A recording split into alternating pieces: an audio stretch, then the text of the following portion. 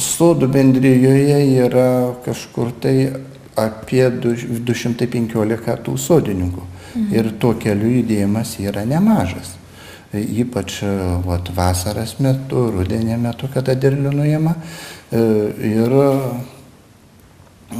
žmonės labai skundžiasi tuo keliu, nes iš po lietaus išvis baisės tos duobės. O dabar dar tie prekargė tą tokią išnašą padarė didelę, tai išvis jau negali net prasilenkti su mašina tam kely. Yra kreiptasi jau 12 metais pas Ložytę administracijos direktorė. Dabar kreipiausi, vėl rašėm raštą šiais metais savivaldybei. Gavom atsakymą, kad kreipkitės į savo seniūną, į Klusą Rolandą. Kreipiausi aš į jį, jisai lygtai, anksčiau lygtai buvo sutikęs jau čia kažką tai mums padėti, ar žvyro, ar taip agrederiuot. O dabar paskutinis iki, kai buvau, tai jis mums pasakė, jog mūsų tą sodų bendriją perkelia prie miesto. Sakė, turėt kreiptis pas seniūną Elsbergą. Elsbergą per šventės metu, taip neoficialiai buvau susitikęs, Elsberg sako, man dar po kol kas neperdavė. Taip dabar tiesiog ir nežinau nei ką kreiptis, nei kur prašyti. Savo jėgom to kelią mes tikrai sodų bendriją nesutvarkysime. Sakykite, kiek laiko yra toks kelias, tokios kritinės būklės ir jau kiek laiko jūs prašote pagalbos? Kiek aš pirmininkauju, per tą visą laiką, pavasarį ir rudenį, visą laiką tos problemas pasirodo.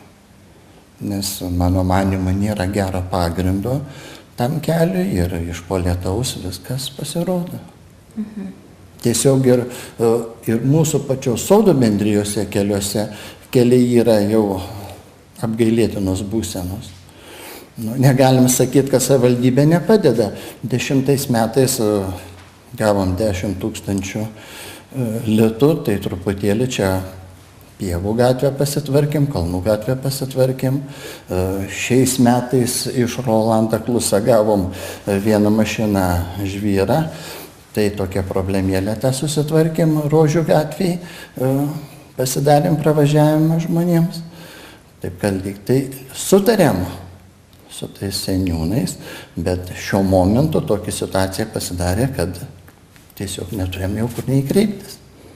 Sakykite, ar jūs vienintelė, ar galbūt kiti kaimynai skundžiasi, taip galbūt kažkokias iniciatyvas daro, kad tą kelią sutvarkyti, ar tik tai jūs čia vieni? Pagrindė čia važinėjom mes sodininkai, kad gyvenam soduose. Soduose gyvena apie 40 pastoviai šeimų, žinot, ir vaikai, visos jaunos šeimos, reikia vežti ir vaikus į mokyklą, parsivežti. Vienu žodžiu, tas judėjimas to keliu yra nemažas. Taip pat ir kaimyniniai čia aplinkui kaimo toj vietovėje, kad gyvena žmonės, tai irgi skundžiasi. Ne vien tik tai sodininkai, ir svečiai atvažiuoja, ir giminės atvažiuoja, sako, kas čia per tas kelias, kaip čia jūs dabar gyvenat. Sakau, taip pat ir gyvenam.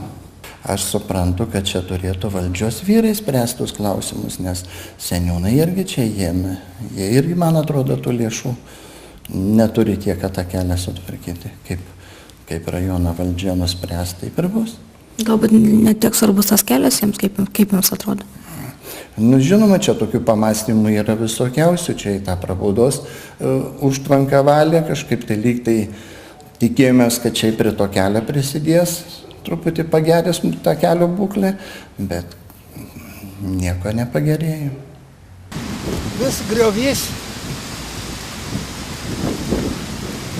Aš jo nežiūrėjau, bet tikriausiai yra pilnas, nes aiškiai visas vanduo, įsivaizduokit per aikštę. Iš visos aikštės vandeniukas turi ten nutekėti. Šitą išvalyti yra nuvesta ten vamzdžiai, yra du šuliniai, vienas, reiškia, nusodinti, paskui dar nežinau, tepalai ar kas nors. Buvo žiūrima, kol buvo valdyba. Čia